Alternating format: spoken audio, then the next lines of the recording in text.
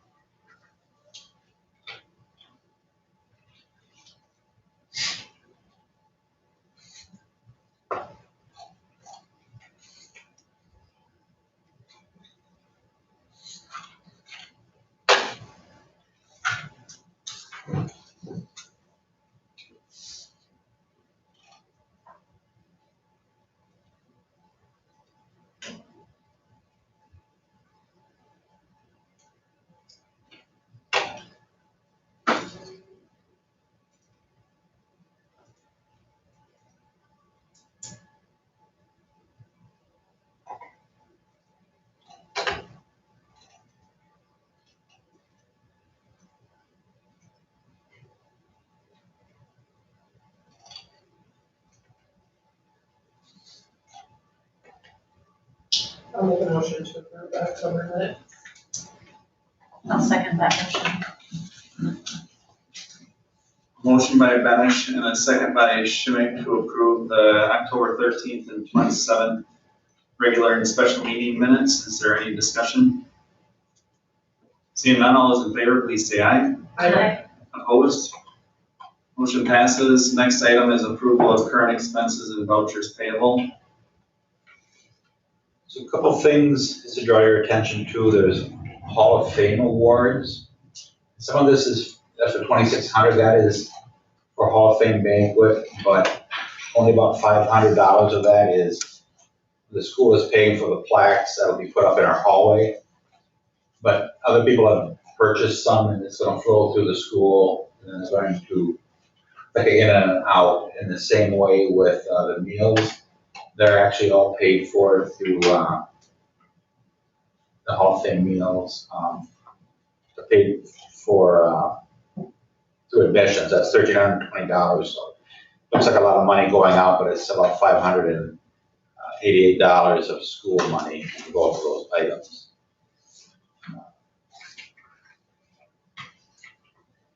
We have addition of, it says hot plates for science. And that is 3 of them that we're purchasing. They want to do more hands-on, but it's going to replace something that we use a Bunsen burner. You won't have a flame anymore, so you'll be able to get things done a little bit safer that way. And I see there's a need with There's 18 kids out for basketball for boys.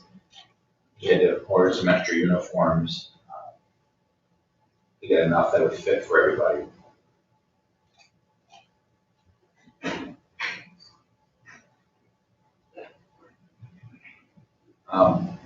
Shows the first payment, so we share speech and language with Riverdale. And so that Mrs. Cody is at 40% here and 60% Riverdale, so that's one of our first payments for them. We share that contract with Riverdale.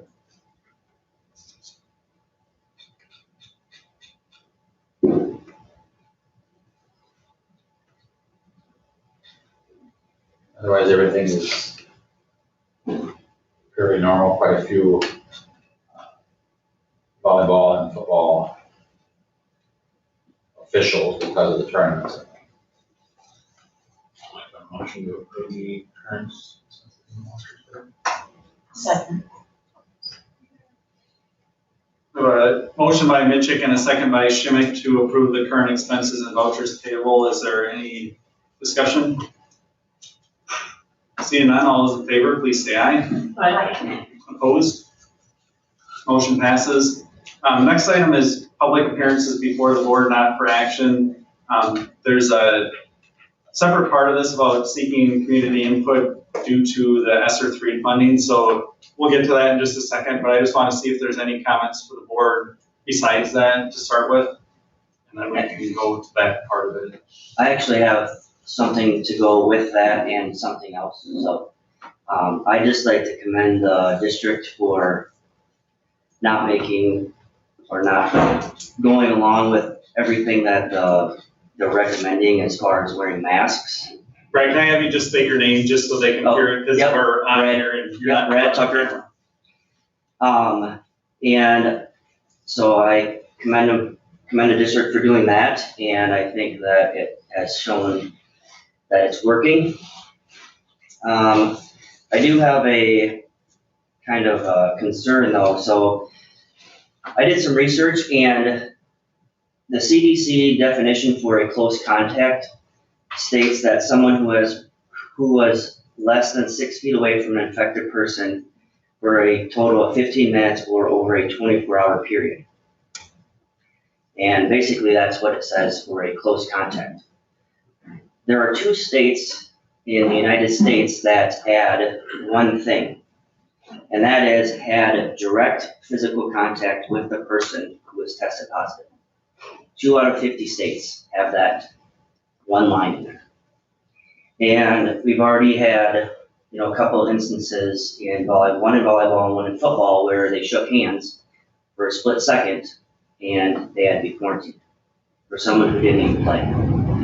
So, and then last year we had a wrestler who wrestled a gentleman for 2.5 minutes before the match ended, and because he touched that wrestler, it was close contact, and had to quarantine and missed the postseason. So on this flow chart that is back here for everybody to see, it says, as we well know, that masks are recommended for every school and inside. And it also says on here that the public health recommends the following, and that is the definition of a close contact. So I would just like to see the board and the administration have a discussion about, that definition of having physical contact, because we're getting into wrestling and basketball where people are going to be touching each other, and that could really turn into a lot of quarantining for not being in close contact for someone with 15 minutes. So I guess that would be my hope, that we can at least have a discussion about it. Can I ask you something, Fred? Yep. So you said it's in 2 states. Colorado and How's that? Wisconsin. Okay, so it's not in the CDC? Nope. Okay. So, and I have this, got this right off the CDC website. So, and nowhere does it say physical contact. But Iowa County, it does. In Iowa, yep, this is on the Iowa County, that's right here, list close contact information. And the first one says, had physical contact with a person who tested positive. So, and it doesn't say for how long, and like I said, touched hands for shaking hands for less than a second, and we had to worry about quarantining kids. And if you wrestle someone for 2 minutes, that's because you touched them, that's considered a close contact. Not for 15 minutes, which it states on the CDC website. So I just, everything is recommended. Nothing is a mandate, nothing is a statute, it's recommended. So, and I would hate to see a kid wrestle somebody for, I'm using wrestling as an example. Wrestle somebody for 30 seconds in a dual meet and be quarantined with regionals, and same for basketball, same for any sport, any person. And so I just like to bring that to your attention, and hopefully you guys can have a discussion about it. All right, thanks, Brad. I appreciate your concern. I completely understand it. My son was part of the football team when they shook hands, and so I understand that. And I think it's a good discussion we can have with the board and administration. One of my concerns is always trying to make policy specific through the board at these meetings, and I know some of the other schools have tried doing that, and then one thing leads to something else. But I think this one's a fairly simple change if it's a possibility. So I think it would be a good thing for administration to talk with the county about and just see what there is for options on that and flexibility. And I talked to the county health about that, and I also looked up in state statute, and I also shared that with Brad, that local county health officials, they can add more stringent requirements than the CDC requirements. Right. So my understanding is they can add things to that, and this definition of close contact, direct physical contact, is what we're under. But as you know, what throws a wrench in a lot of things is the differences from county to county, and I don't know how that's going to carry through. And school to school. Because we're in different counties. Right. And it was explained to me this way, that all the mitigation things like wearing masks and distancing, except for, it's required on busing, school buses to wear a mask, but so the mitigation, preventative stuff is all recommendations, but once there's a positive case, then how do you deal with a positive case required by the county, through the county? And so that's how I understood it. So some of the quarantining rules and some of those things. Where I've heard in different counties and different schools across Wisconsin, there's very different rules, and there's different rules with quarantining is the thing that actually has been most disruptive, getting kids quarantined and sending whole classes home. In some schools, they have rules where you monitor symptoms, and the kids that are close contact, but they mask and they monitor symptoms, but they're still in school and still maybe in activity. So there is a big difference even within a 50-mile radius of here. I think one of the issues we saw earlier, though, is when schools go outside of the county recommendations and try coming up with their own rules.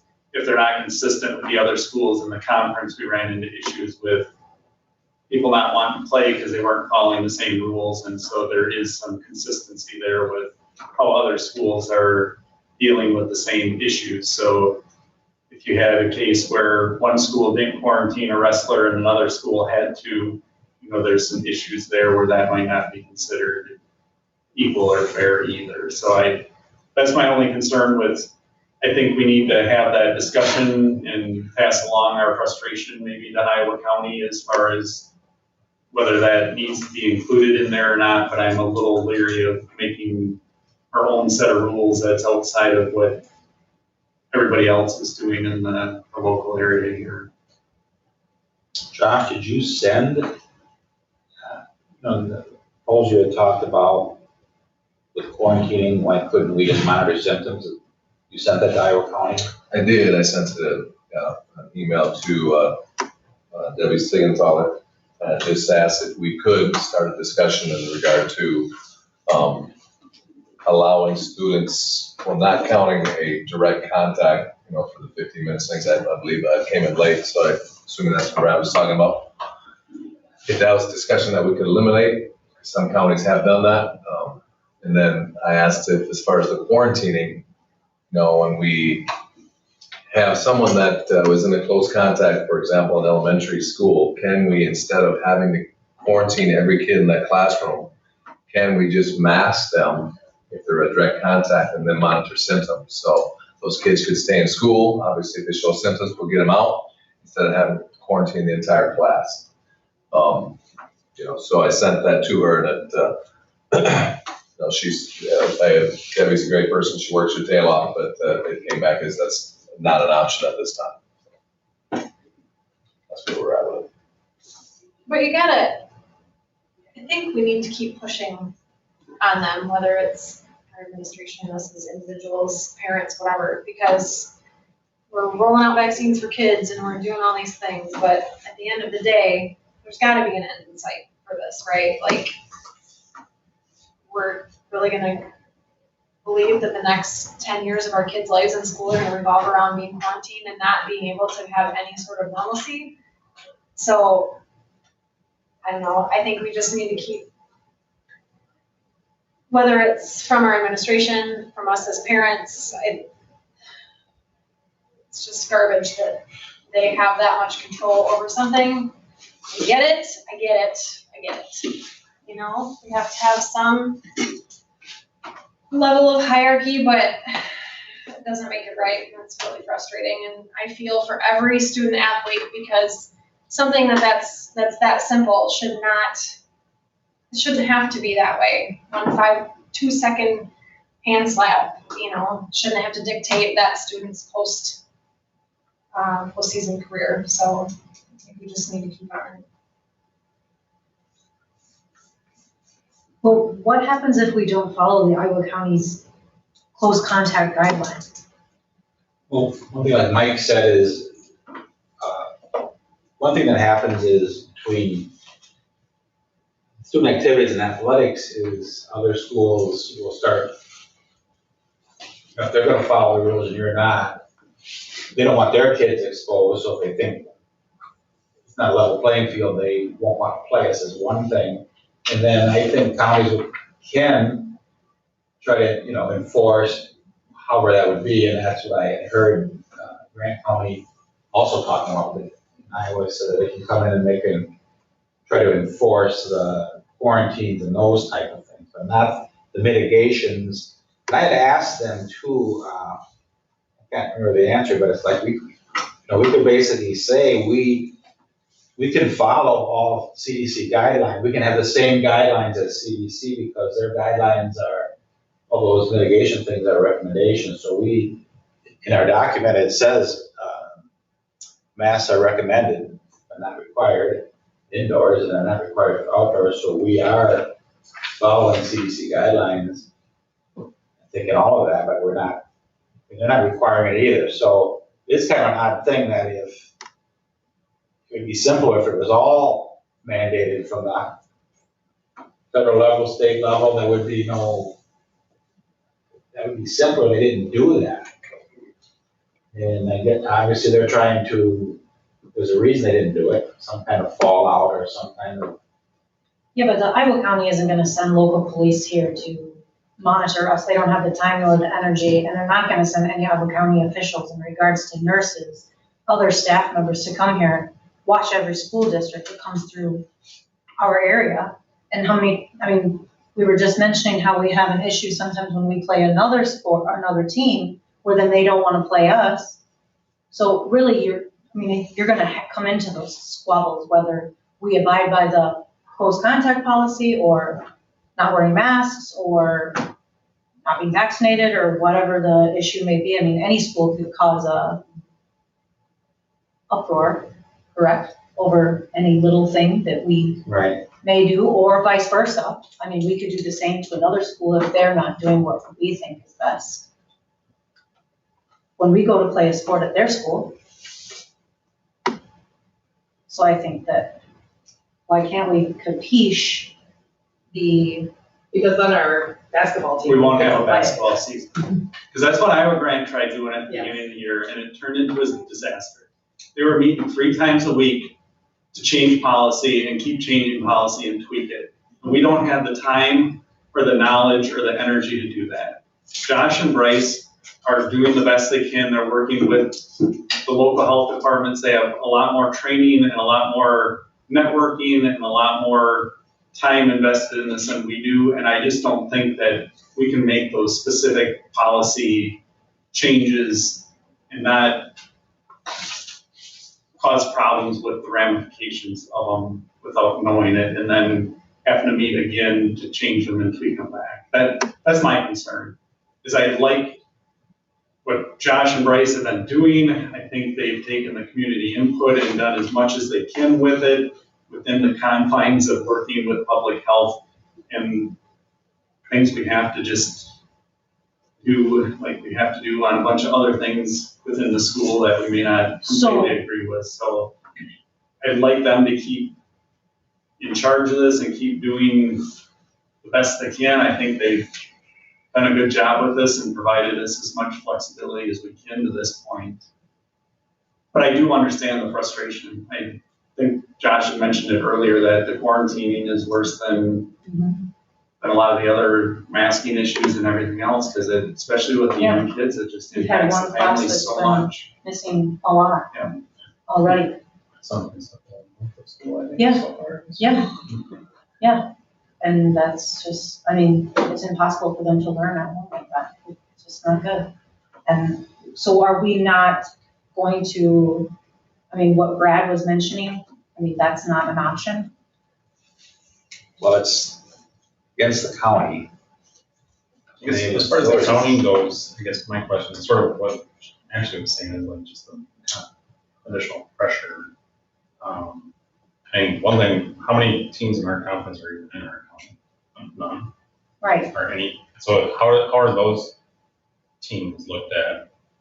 Well, a lot of them are wearing masks the whole school. I don't know, that's what I guess I'm at, are they wearing masks most of them? Some are. Barnville's in Iowa County, Some are. Okay. they're masked. I mean, it depends on the It's type of, different where they're everywhere. at, that, you know, they make masks for all that off, like, Pecatonic mask started the year, didn't they? I think they just lifted it like 2 weeks ago.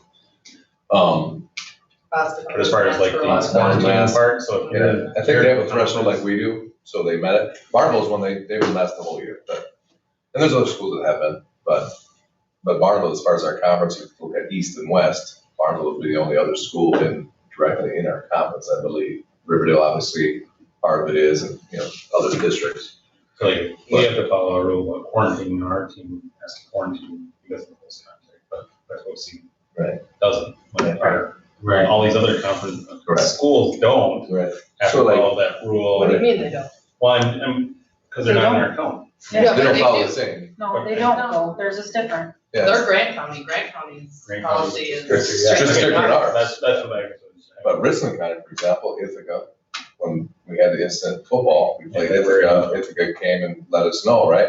We were quarantined in Ithaca, so we were, at one point there, we were not able to play next week, and Ithaca was, so that can be frustrating. They had to quarantine some It kids, is, but they but they had, didn't shake their own hands, That's so right. they didn't have That's direct right. contact with the entire team. So but they didn't use direct Like they contact. are in Follow the- the same rules. They Other ride than the the direct same contact. bus. I don't think Richland County's got direct contact. I don't know. Can I just point out one more thing? Yep. I guess my biggest thing is one word, recommends. That's the biggest word that I want to point out. And every school is able to make their own choice. We make our own choice about masks. And, you know, I go back to your point that you made about Iowa Grant. They weren't doing any contact tracing. That's why they were, you know, having the big show or whatever. What I'm saying is we're not taking away contact tracing. We're using the CDC guidelines for close contact. And I understand that Wisconsin has a different one, but when you look at it and you see that 2 out of 50 states put one extra line in their definition, like, to me, that's absurd. That's my biggest point that I'm trying to make. And I'm not trying to go against what everyone's saying, but how do 48 other states not have that line? And why is it that we can't make our own decision when it says right here, recommends? What are you saying? Are you looking at CDC recommends? Yes. I'm looking at the CDC definition for close contact, and then I'm looking at this Iowa County flow chart. County. And it says right here, public health recommends the following.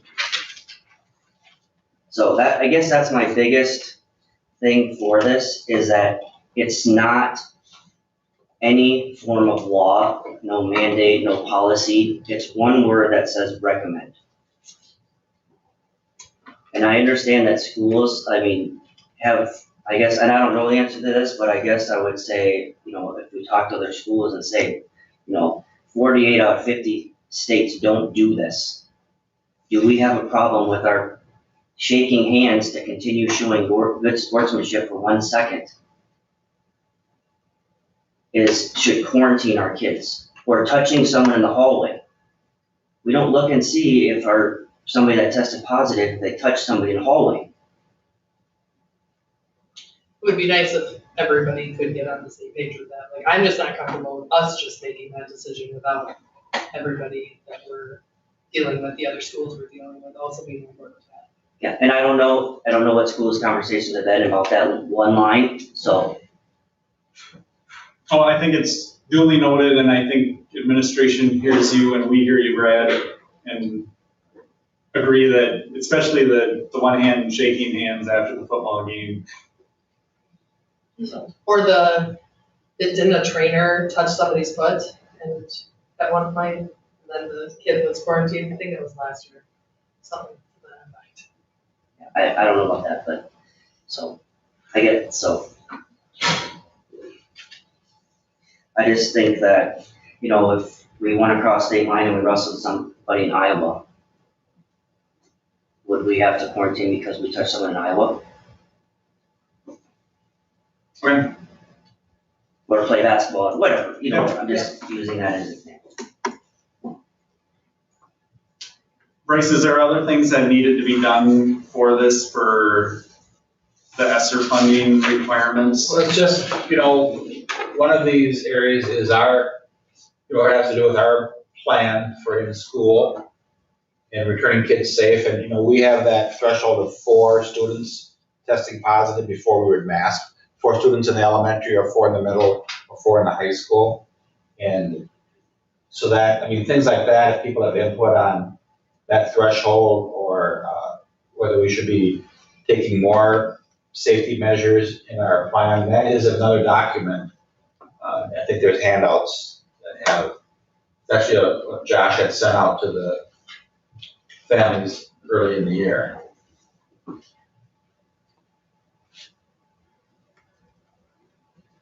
And I know this just came out in the last day or two, Bryce, and so if there's people that are watching this meeting and say, oh, I wish I would have known and could have seen that, if they have comments that they could send in to you or Josh in the next couple of days here, that would be fine. Right, and if they want to look on our website, there is it's called a button. Call that, yeah. Yeah, it's called the COVID. It's a COVID. COVID-19. COVID-19. It has our COVID protocol, then it has 3 documents from Iowa County that we're currently following. Can I just ask a question? Sure. It's a little off topic. Since we're gonna be vaccinating the elementary kids, I'm kind of concerned from the beginning, and I don't have any middle schoolers or high schoolers in the building all day right now, so I haven't really run into it myself, but I know there was a policy, I assume it's still in place, that if their child is a close contact, then they would be treated differently whether they were vaccinated or not. So say 2 kids are a close contact and one's vaccinated and one isn't, then one would remain in school and one would be at home. So I have concerns about the legality of the school obtaining and then sharing that information, and you're sharing it by, having one child at home and one child in school. And not that that's, for you, but for, in general, like, doesn't that seem odd? Can I Doesn't that have seem you like a state your breach of name just for the confidentiality? recording, Andrea? Andrea Washa. Thank you. No, that's fine. So I think this is happening all over the country in all kinds of settings, right? We just saw it this week with Packers, where, by default, things are being disclosed, even though they're not directly maybe being disclosed. One of the things I think, just my opinion on this is, I understand your concern about, maybe disparate treatment or whatever, but that isn't, again, the school's policy. It's the guidelines that are coming from county health department that we're following, just like these quarantine rules are. So again, it's being administered, and done through the school to help sort things out, but it's really the county policy and their quarantine guidelines that are the difference. So Iowa County is recommending that the school basically give out the children's confidential health information? We're not doing that. Well, you are if you're treating two kids differently based on whether or not they're vaccinated, then you're telling everyone whether or not they're vaccinated. But we're not telling them.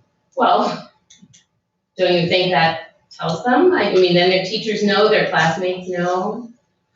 They deduct that, or they think that's the reason, and it may be the reason, but we're not the ones giving the reason. We're just, if a student is vaccinated and if they're able to stay in, we're not going to quarantine them.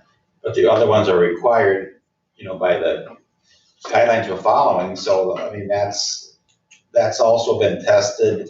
That's come before. The attorneys have told us that is not a violation, and it hasn't been. Otherwise, by this time, we wouldn't be able to do it. I mean, we can't talk about, we can't disclose, we can't, say that out loud, but I know what you're saying, but it's, like Mike said, it's been all over the country that stuff is going on, and it hasn't been halted in a court, because people have brought this up before. Well, I'm not saying anything about you. It just seems, when you go to the doctor's office, you sign things that say that they can't give out your information. Mm-hmm. And then Iowa County says, but we'll give out your kids' information through the schools. But let's say your kid goes to the doctor and they come back on crutches and a cast and they have a broken leg. I mean, they're not disclosing that the kid broke his leg, but they put a cast on and gave him crutches so people know. I mean, it's similar to that. I mean, they're not telling what happened, but you can see what happened. Does the county give the school the records of immunization? Not the school, the nurse finds out. We don't. I think she's the only one that can. School nurse, yeah, the one that, whatever said she's like. But you can't decide whether or not to have a broken leg treated. You decide whether or not to vaccinate your child. And then, frankly, I'm decided not to vaccinate my small kids, and so I feel like there's a trend of vilifying people who won't give an experimental vaccine that doesn't have a good record of being effective to small children. So I'm just worried about my kids, Well, but then, if you're not comfortable, then don't have to have them vaccinated. That's certainly a choice. No, but I have to send them to school unless I decide not to send them to school. So then they'll be treated how they are. But I know there's nothing you can do about that. It's just frustrating. I'm like, what Ashley's saying is that, I mean, hope it's, COVID is around us, but hopefully it's not near as high as it was a year ago. Each week I look at this chart from Iowa County, it's tracking in our county, and we peaked last year in November, we were way up, and we're not anywhere near that this November yet. And we did see some activity, end of October. I mean, just recently, the last 3 or 4 weeks, we've had more COVID cases, I think, that we've had all year, and but still not near the level. So I'll just keep my fingers crossed that it'll be less and less of it. However, that doesn't help still when there is a case and we have to follow these measures and involves quarantining populations of kids or kids missing activities. I mean, I don't have a good answer for that. I think maybe as we move forward with the expansion of the age of applicable kids for the vaccine, that we just need to maybe be cognizant of how we're treating kids on a case-by-case basis, you know, that they need to be quarantined versus if they're vaccinated, you know, like, because I hear what you're saying, like, you just want to make sure that there's like not that obvious divide, right? And how we're sending home kid X versus kid Y and whether or not they're vaccinated. So just, you know, and not to say that you guys haven't been doing that already. I don't know, I'm not in school every day, but just to, you know, be personable or be discreet with how we're handling cases and those kids. Does that help?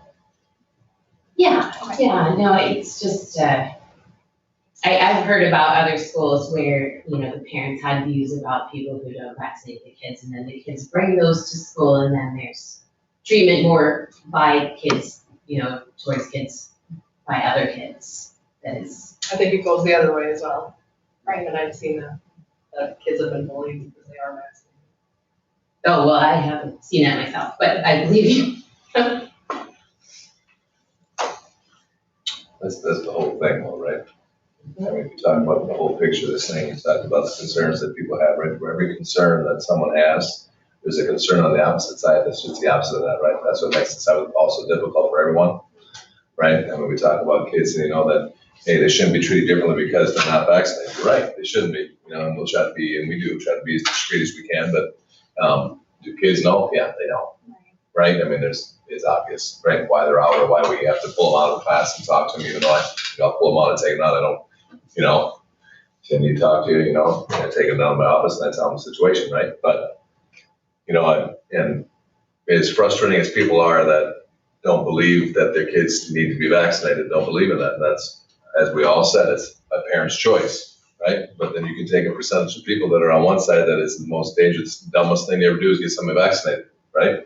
You take people on the other end and say, you know, if every kid in school, now that you can get vaccinated, we'd have a lot less problems here, right? If every kid were vaccinated, we would never have to have a kid quarantined, right? Unless they got it themselves, and that's it, right? So you got a percentage of people who say, if everyone would do that, right, we would have 0 kids out of school unless they were the only kid that was positive, and that's it. And you got people that call and say, if you do that, we wouldn't have these problems, right?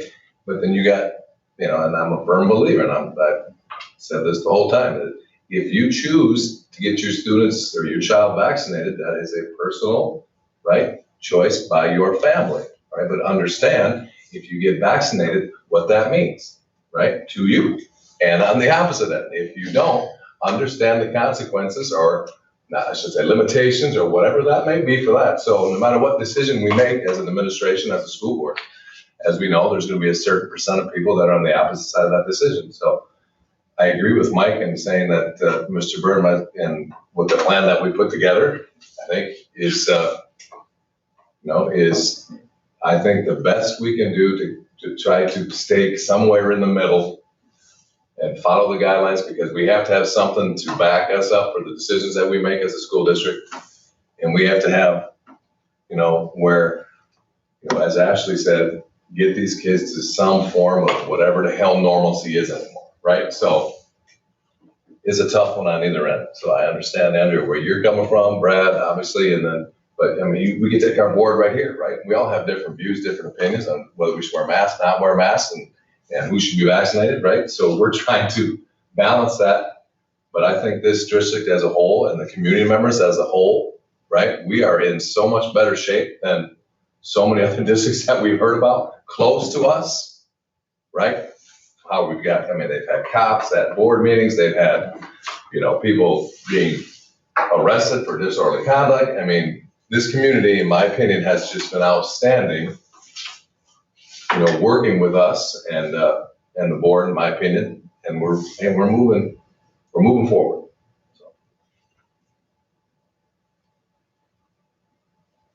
All right, I'm gonna move on, if everybody's okay with that, I'm sure we could speak for hours and hours on this. I'll take one last call here if anybody has any parting words on this, otherwise we'll go on to the principal's report, Josh. I'm on? Yep. All right. Tomorrow's a big day here in our district, Veterans Day. We're gonna be at 2:00 tomorrow afternoon. NHS members will lead and organize that with Miss Hessling, and obviously we'll have our bands and our choirs there. We have guest speaker Tom Nondorf from north of here is coming in to speak as our guest speaker. And it's my favorite concert of the year that we do, and to honor the veterans that we have here locally. So we are going to talk about our Veterans Wall. Remember, it was a senior project several years ago. We're still working toward moving forward with that bad boy. So Miss Bowen has done some outstanding work. She calls them the Cupcake Girls. Last night they made cupcakes again, and I think they said they wanted to make 36 dozen, something like that. And so she just opened up to staff first if they want to take early orders, and she got rid of about 30 dozen already. So they need to go back and they're going to take orders again tomorrow if anybody that wants them. But anyway, I will have a display tomorrow on an easel of what that wall will look like, hopefully someday. I'm not going to ask, obviously it's not something I'm asking donations for. That's not the day, in my opinion, to do that as far as our concert, or not our concert, but our Veterans Day program. But any questions on that stuff? All right. Hopefully if you get a chance, obviously a lot of people are working, but if you can come up, please do so. Football and volleyball seasons are now behind us. Both teams had just an outstanding year.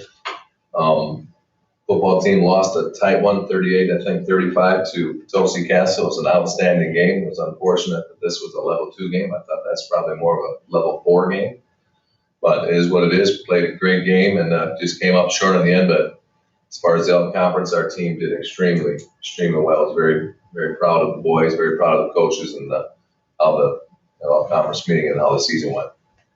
Volleyball team went to sectional finals and got beat by an outstanding Wanawak team. Mike's hometown there. First time they went to state, I understand. Is that right, Mike? So Maybe in anything, I don't know. it was actually from what I was told. The first time Wanawak went to state, the closest they came to state previously was in 1992 fall volleyball, and Highland beat them to go to state. So that's pretty interesting. Wanawak's coach was playing that game.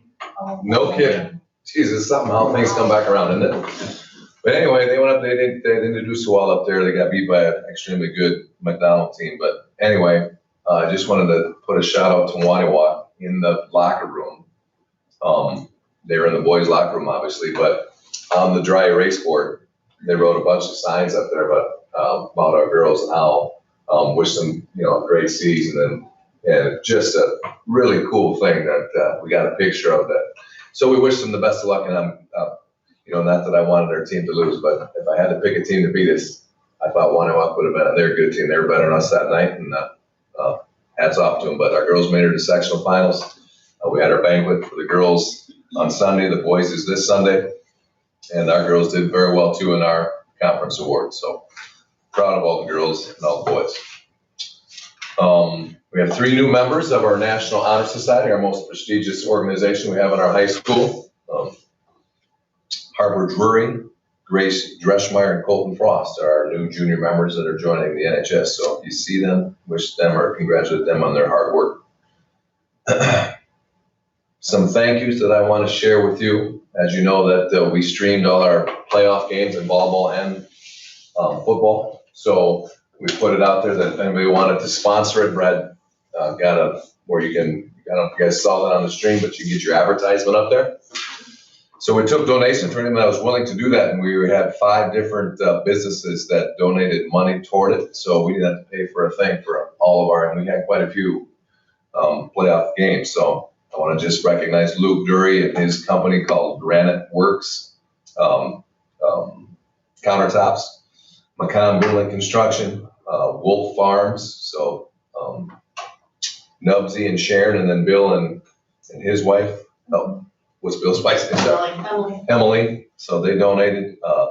Denny Linder and Linder Custom Flooring, and then the Philback Family Dealership. So every one of those was outstanding. They actually donated more than they had to. So at first we said $200 to get your advertisement. Then we found out later that they decreased the price to $150. So I called those companies back and said, hey, we owe you some money. They said, no, keep it, put it to good use. So I want to recognize all those companies. Lastly, I want to make you known or let you know that we are starting some conversations. We had them already, and I've been meeting with obviously Mr. Bird and Ms. Hessling, and talking about how we treat each other here at school. We have some concern about some conversations that have been going on that just kids not treating each other like we need to, like they should be.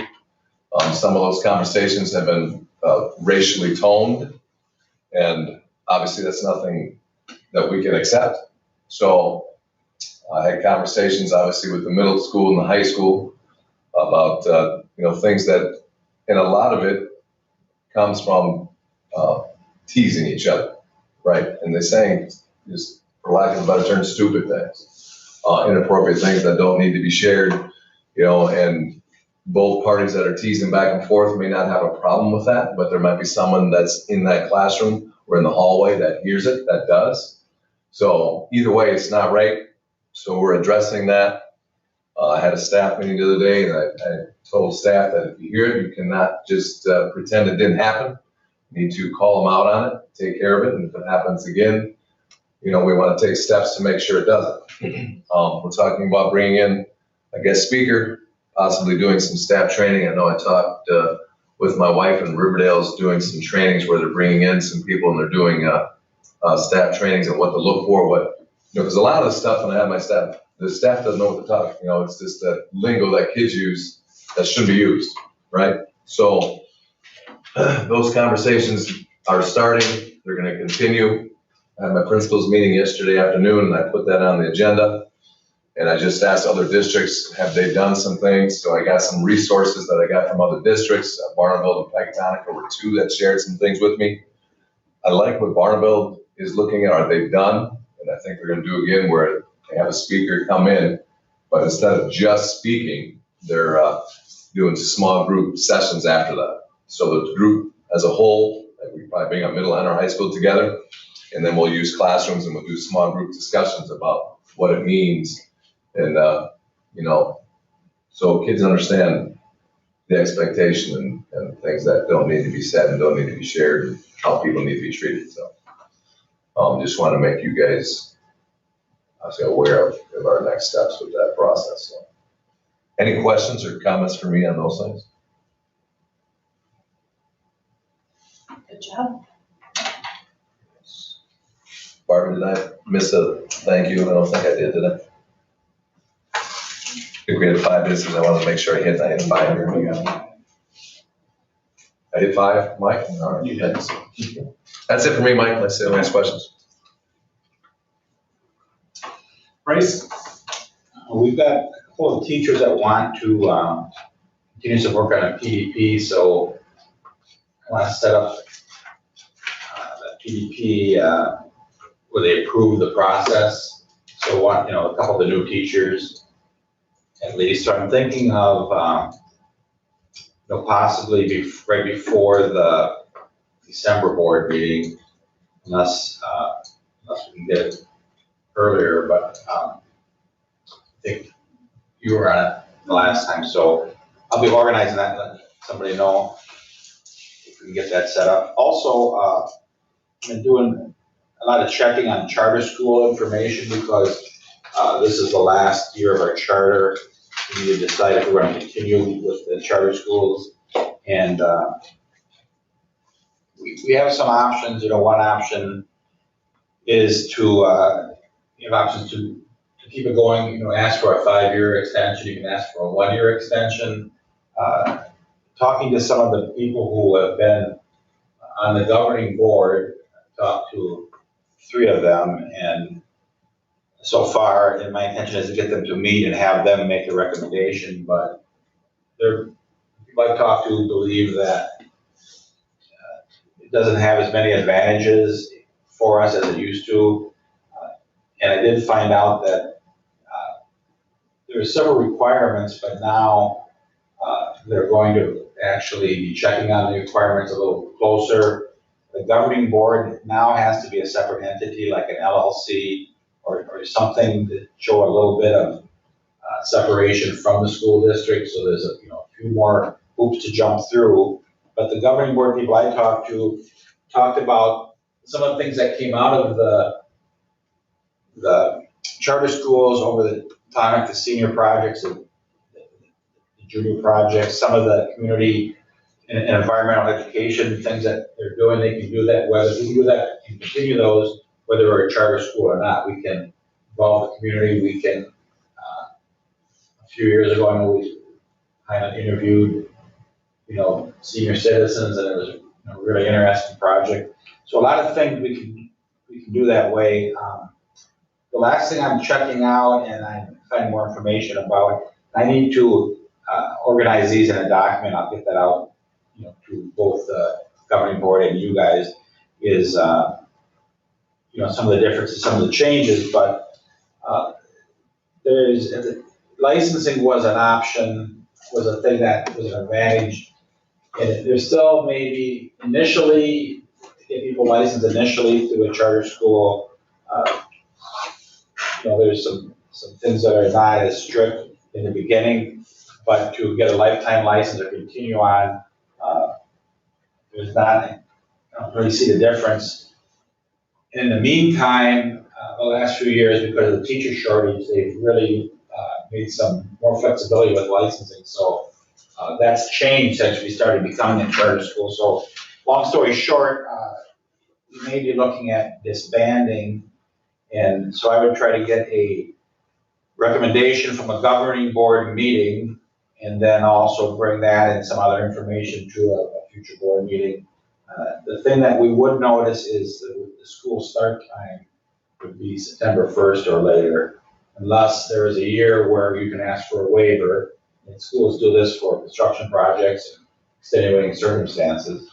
So I just didn't know if we could have a construction project every year or something that get a waiver, but I'll be getting more information on that. And what the governing board people that have been into it are saying that there's a lot of time and a lot of energy and things you have to do, and then what we're doing with that is nothing that we would need to have a charter school status for anyway. So we could just do the good stuff that came out of this. And one last thing, I checked on grants. There's new grants coming out.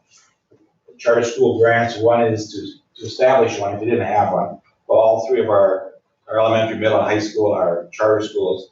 You could expand your charter school, and the goal is to get 50% more enrollment. Well, our whole district is enrolled, so we're not going to be able to do that. And so I think it's looking like it served its purpose. We got a lot of grant money, we got a lot of training, we got a lot of technology and devices and things that way, and some practices that we're going to keep doing. So we'd like to get this, get a decision made. So as the governing board would meet at some point, and you're on that, right? I think I'm a liaison to do it whatever, yeah. Well, get that lined up, and then we'll try to put all together and bring it to the board. And so that's really what I have for my report, other than the things in the rest of the agenda. No, I think that's good, and, people have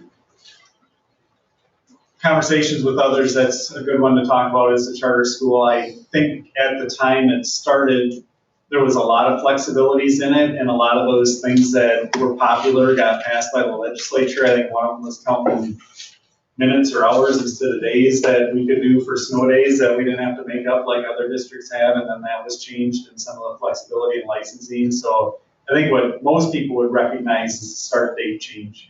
Right. Is the main thing, but I don't know if that's a reason to keep a charter school.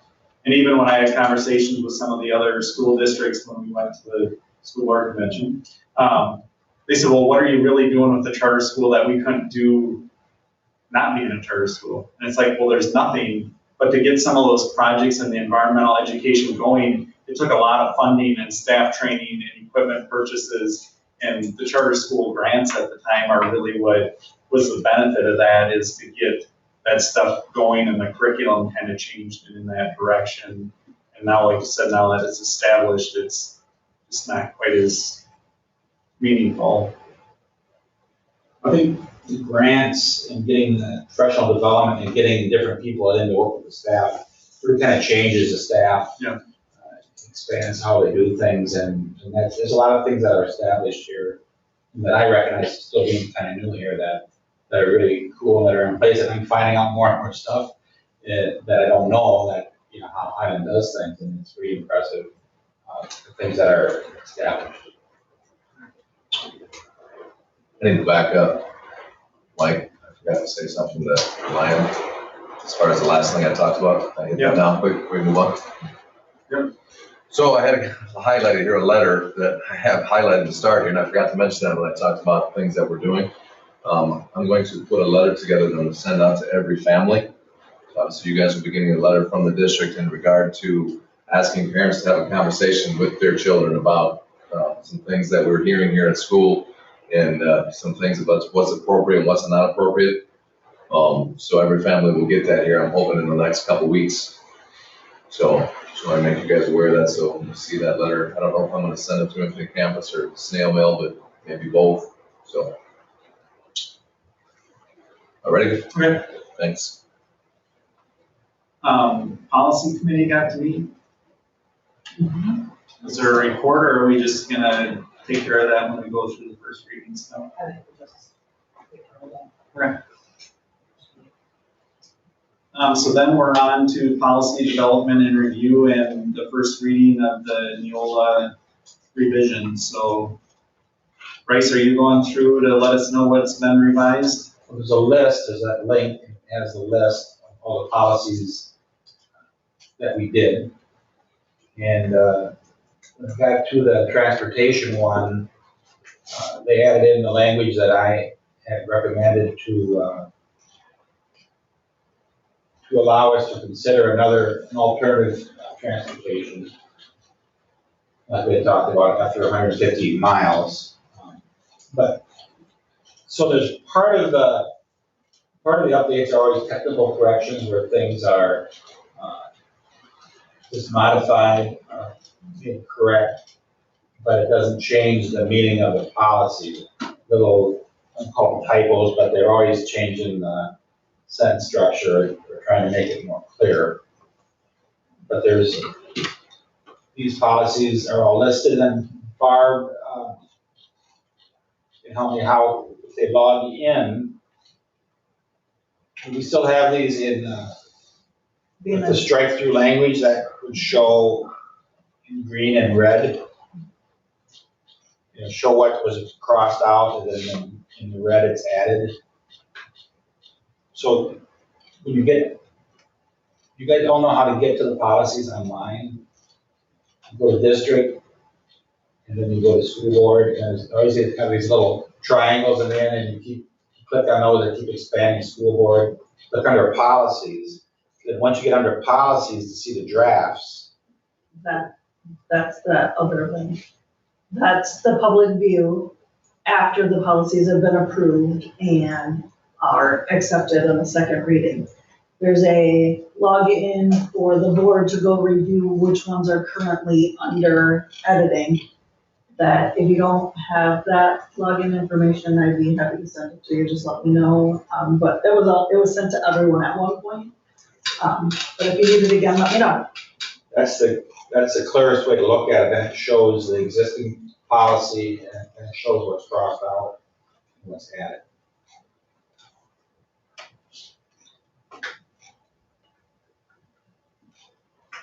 we had, Steve Val went through each of the changes and also the recommendations for them and then the rationale for each change. So I think the best way is to actually look in those, in that format. But we don't want to send it. We can't send it in a link. Can we do that? Set up where they have to click on. They'll have to log in to look at the drafts.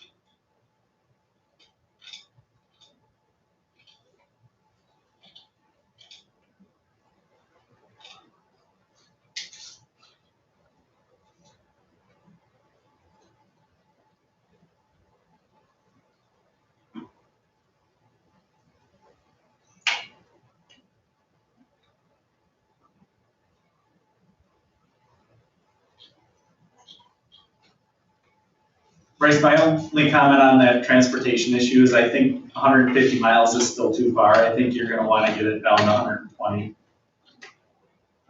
I just looked at some of the places we've gone in the last few years, like Oakfield and Wild Rose and things like that, and they're over 120, but under 150. And it doesn't mean that we have to take a charter bus at that point, but it would give you the option to, right? But if we have something that's 145 miles away, which is a 3-hour bus ride, we wouldn't be able to if the policy states that it has to be 150 miles, right? If you want to, approve the first reading, if you want to, or wants to make that adjustment, right, and that would be, you just modify that and that would go in the draft, and then the next reading, that would be finalized, so if you want to make a motion that. I'll make a motion to make it 120 miles for travel. We have a motion by Schimick and a second by Benish to modify the first reading to change the mileage from 150 to 120 for a possible charter bus. Is there any discussion? Seeing none, all those in favor, please say aye. Aye. Opposed? Motion passes. From the policy committee, was there anything else that when you guys went through all these revisions that stood out? It was Nothing mostly really, technical. No, everything seemed pretty straightforward. And then entertain a motion to approve the first reading. I'll make a motion to approve the first reading. Second. A motion by Schimick and a second by Yeager to approve the first reading of the Neola policy revisions. Is there any discussion? Seeing none, all those in favor, please say aye. Aye. Opposed? Motion passes. On to new business then. You're gonna excuse yourself. First item on our new business is snow removal bids. So we received one bid, I think like we did last year. And it's for Vanish Construction, Acoustics LLC.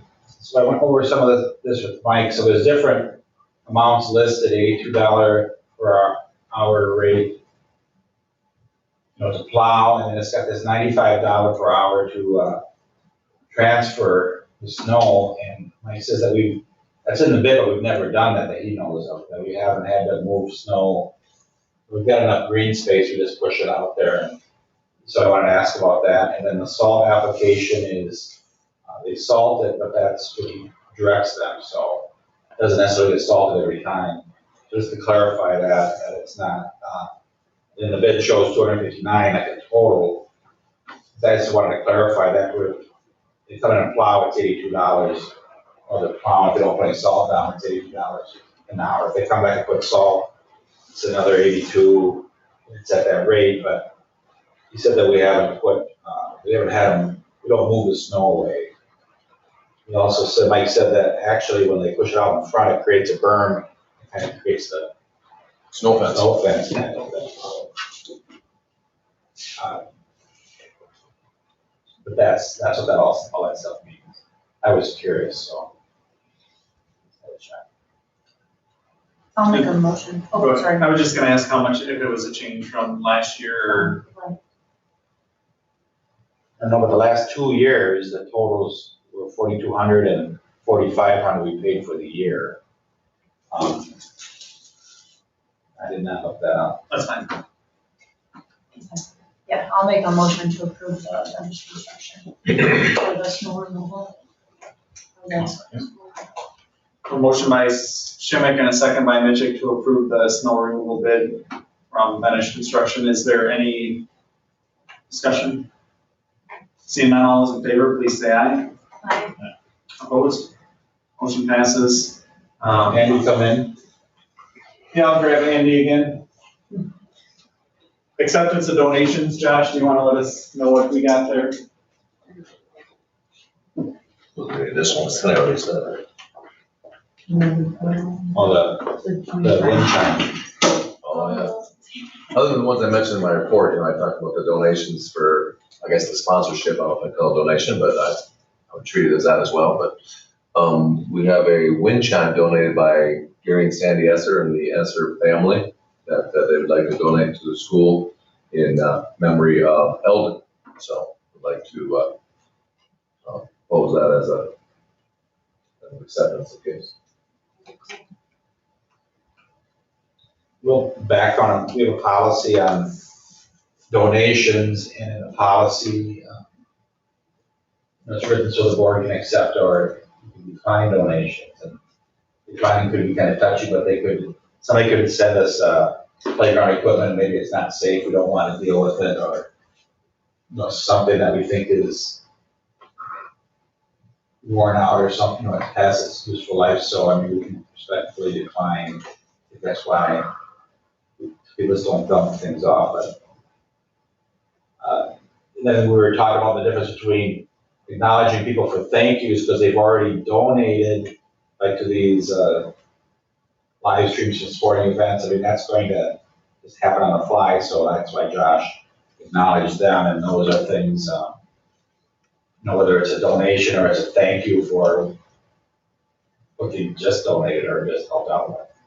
But this definitely, I mean, they asked and we have time to approve it before they purchase it.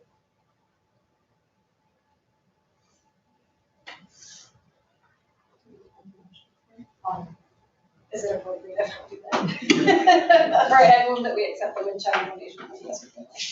I'll second it. A motion by Yeager and a second by Schimick to approve the donation of the wind chime from the Esser family. Is there any discussion?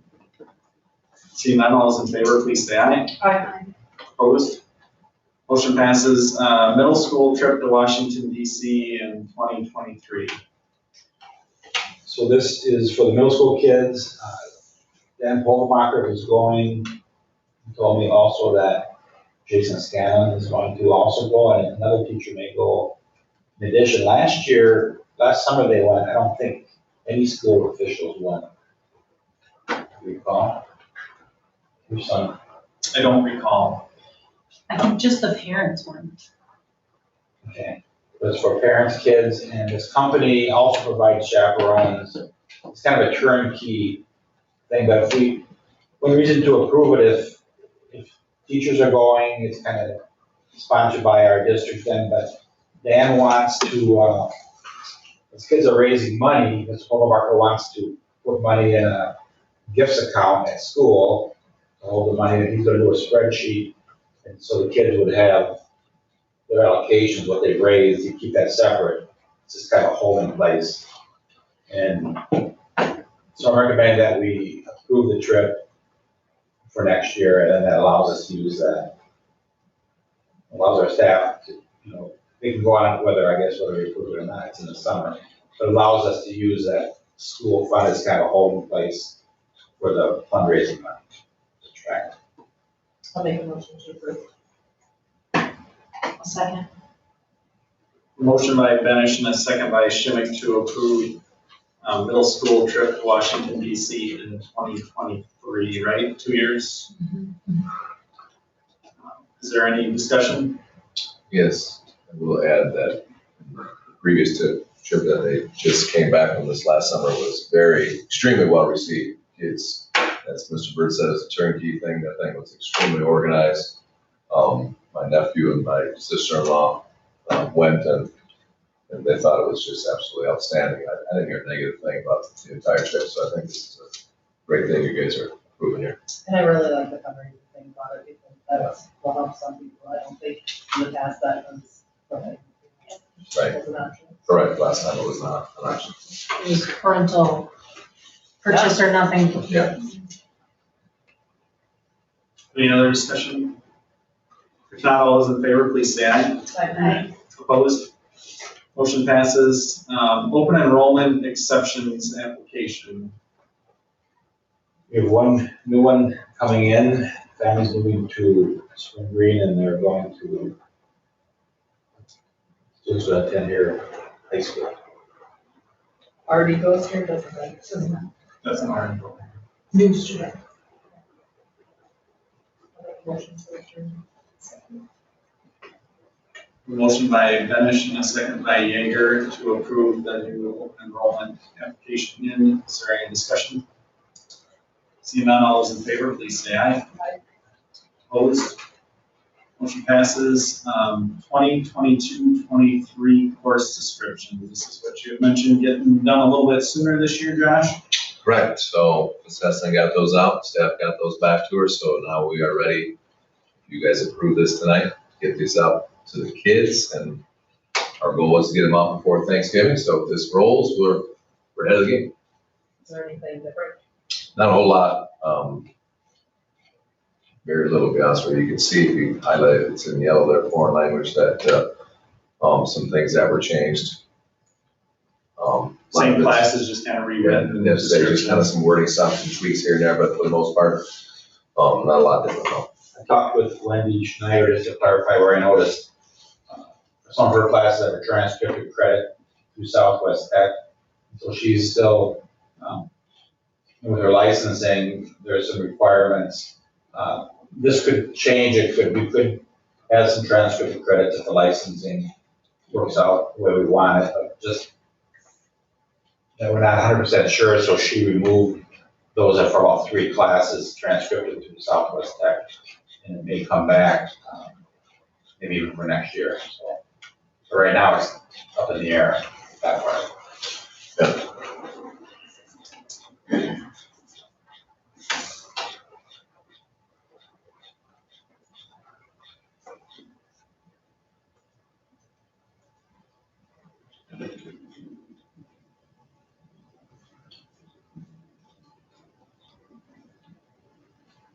I'll make a motion to approve the 2022-2023 course descriptions.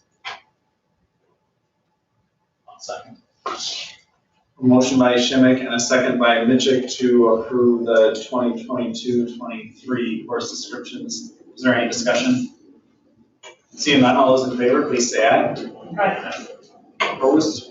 Motion passes. On to personnel items, the first item is the school nurse resignation. School nurse has given her notice. She has, Sharon Frederick has been here 24 years. She's got a job offer or accepted an offer. UW Platteville, and it's actually about half a distance driving. And just an opportunity for her, and I think she's done a great job. The time we had, we wanted to replace this with a half-time nurse. I mean, we posted it, half-time nurse. She was half-time nurse, and we shared her with Ira Grant. And then she was half-time this year and half-time nurse and half teacher aide. I don't know that we get that combination, so we posted them separately. And we have some people that have some interest, so we hopefully we can wrap that up soon. And that's another thing that, depending how fast that process works, well, it'll be the 8th of December, maybe that's early enough, but if, there would always be a possibility of getting somebody under contract by a special board meeting or something if we needed to. I don't wanna go too long without a nurse.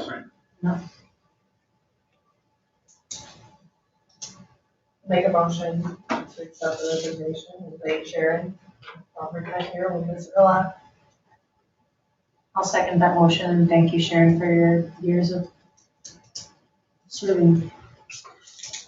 A motion by Benish and a second by Schmidt to accept the school nurse resignation with thanks for her years of service. Is there any discussion? Seeing none, all those in favor, please say aye. Aye. Opposed? Motion passes. Custodian? Gosh. Yeah, we have a new custodian. So trustee Ford has been kind enough to take the spot of our one that is leaving us, so. That's where we're at. Take over the night position that Mark had is leaving us. I'll make a motion to approve the custodian. Second. Motion by Benish and a second by Yeager to approve the new custodian hire. Is there any discussion? Seeing none, all those in favor, please say aye. Aye. Opposed? Motion passes. Date for the next board meeting must be December 8th, 6 o'clock. Is there any policy Building grounds, building and grounds? We have it the week before. Okay. Got some things with some locker rooms we wanna still do mid-year and start talking on summer projects. Yeah,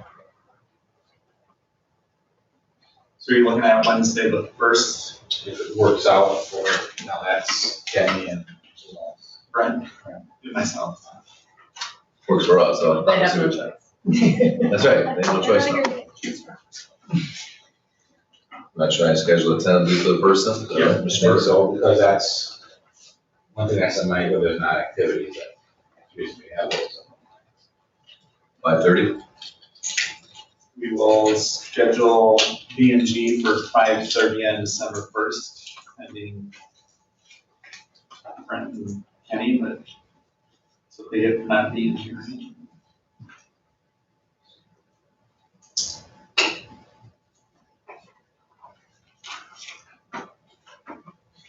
Any other meeting needs? No, and then if we do that, we do the professional development for teaching staff, we'll need to find somebody to sit in on that. So I'll get that set up and I'll look for it. You're just gonna send out an email asking for Date. volunteers, and everybody's aware of what that is, and Yeah, I've you sent them sat in, numerous. everybody sat in on before.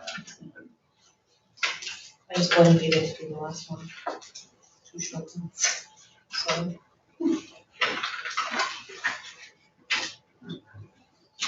I'll make a motion to adjourn. A motion by Mitchell and a second by Yeager to adjourn. All those in favor, please say aye. Opposed? Motion passes. We are adjourned. Does anybody need these items? Brad can stop the recording if he would, if he's They'll watching. probably want to. Barb, yeah, before Barb, I'll do it. Oh, well, can I just get one next time, or should I just take one now? It's up to you. I mean, I'll I'll still take be one. in here next time. I'll just get one. Then you'll just have